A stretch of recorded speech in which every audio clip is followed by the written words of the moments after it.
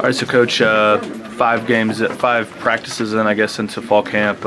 How's it going so far on installing the defense? You know, we've doubled up what we did in the spring. So this is the second time we've done the install as a group. So as we do it more frequently, you start diving into more of the details. When we first put it in, it's going to be big picture concept stuff, and then as we dig into it the second time, we're getting on the finer points of how we're going to play things in specifically with splits and alignments and things like that. And who's standing out out of the newcomers that are kind of, well, I guess they're all newcomers for you, but are some of the younger guys that are kind of coming on? Well, I think it's a little bit challenging. Different positions come on differently. Mm-hmm. We have obviously a lot more numbers in the back end, so those guys are going to stick out simply because they're getting the reps. Trayshawn Smith, Russ East, have both done a good job. Lynn Strange has been a guy that's, was here as a mid-year, but he's getting a lot of opportunities. Dorian Etheridge is a guy that has shown that he has the ability to learn, and he's got pretty good physical tools. So we'll keep developing him.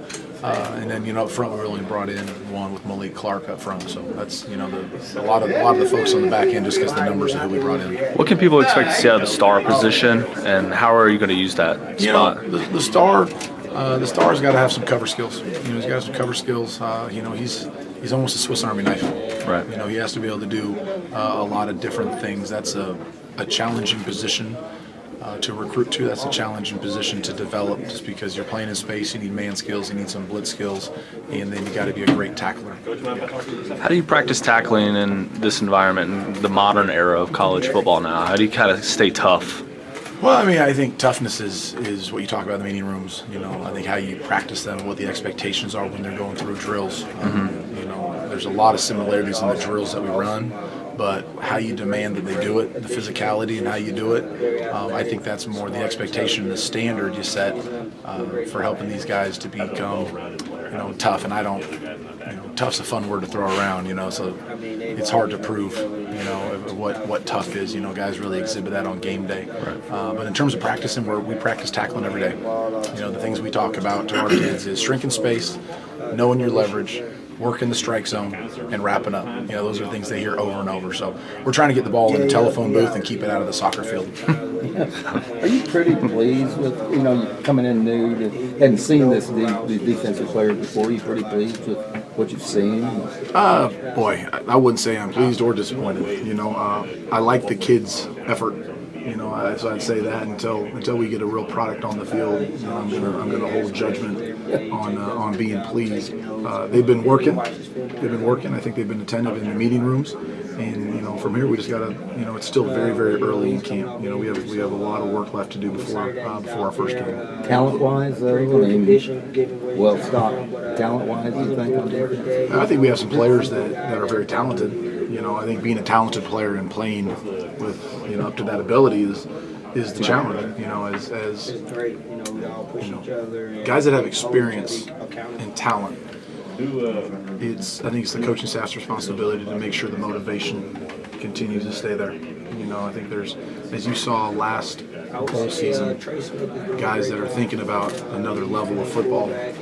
It's becoming a real challenge to make sure everyone's still focused on the team and doing what's best for the team. So, we do have some talent at some positions. I personally haven't seen that talent in my situation, so again, I'll hold judgment. You mentioned thinking about the next level. There's beginning to be a little bit of a trend where players are sitting out bowl games because they don't want to take a chance on getting hurt. What's your opinion of the way that's going? I don't have one. I really don't. I think every situation is always different. From a history of injuries to where they're projected to go. So I think most things in football, I think you have some parameters, but I think everything's individual in terms of making those decisions or making those judgments. You're relatively young as a defensive coordinator. You've been at 2 Power 5 schools. So entering this season at Louisville versus entering your first season at Mississippi State, what do you see differently? What are the experiences like going from that school to this school? I wouldn't say that every school has its own thumbprint, and that's going to be the head coach. That's going to be a head coach and the way the head coach runs things. I got a lot of respect for Coach Petrino, the way he runs things, the structure in which we get to meet, the structure in which we get to practice is very defined. So I know exactly what I'm going to get and know the parameters which I'm working in. So that's been great. And I think every time, as you develop in any job, from an assistant to a coordinator somewhere else, I think you're always learning. I have no problem saying I don't have it all figured out. And if I'm sitting at this table in 15 years, I'll say the same thing. I don't have it all figured out. I think you have to have a mindset that you're adaptable to situations. I don't think you can be fixed in your mindset. I think you have to look at situations. You have to look at the team. You have to look at the makeup of the team. So much of my day when I think about our team is how do I motivate, how do I inspire these kids to go out and practice and play to the best of their ability. Football, 11 on 11, there's a lot of different ways to do that. You see teams win in 3-4 spacing and 4-down spacing, spread, under center. I don't think that's the magic. I think it's getting your kids to play hard every single snap, the entire game.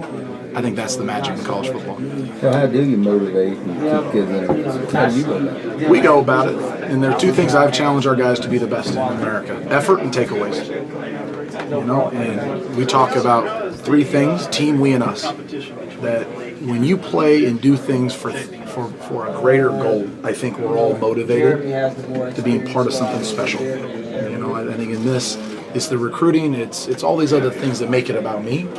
But here we're trying to make it about the team. And if I know you're dependent on me and I'm dependent on you, as we develop that, I hope that's going to create a bond that I'm going to get these guys to buy in, and we'll have a team that plays for each other.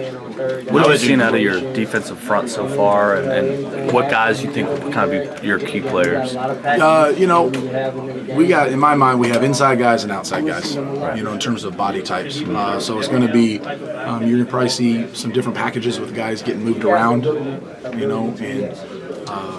some of our best players are guys that can do multiple things, right? And then as we find roles for the players that maybe don't have the experience that we want, you'll see them in more clearly defined roles. But as we're going through, what I've asked Coach Scott, to assess is tell me what everyone's strengths is, tell me what everyone's weakness is, and as we go through camp, that's a continual discussion of how are we developing him, what is our vision for him in 4 or 5 weeks to help us win. Right.